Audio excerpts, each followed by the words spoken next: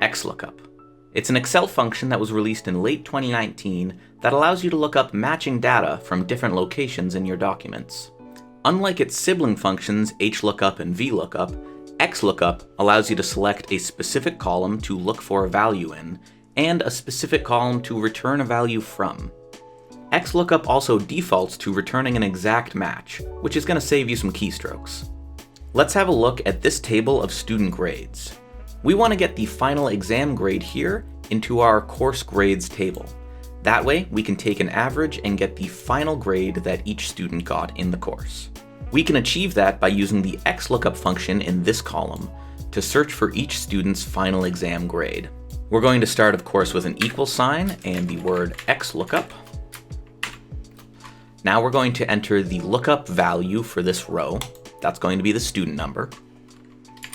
Next, we enter the array that we're going to search for the student number in, and then the array that we want to return from the matched student number. We can close the function, and we have our grades. Now, what XLOOKUP is doing here is looking for this student number in the student number column. Once it's found, it returns the value from the same position in the grades column. Along with its 3 required arguments, XLOOKUP has 3 optional arguments that you can also include. You can specify a default value to be used if there's no match found. Similar to VLOOKUP and HLOOKUP, you can specify the matching method to be used, an exact match, a fuzzy match, or a few other new options in XLOOKUP. And you can also specify which direction to search for a value in, first to last, last to first, and a few binary search options.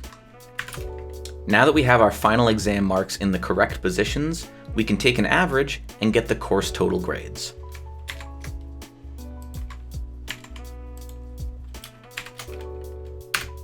And that's been XLOOKUP quick.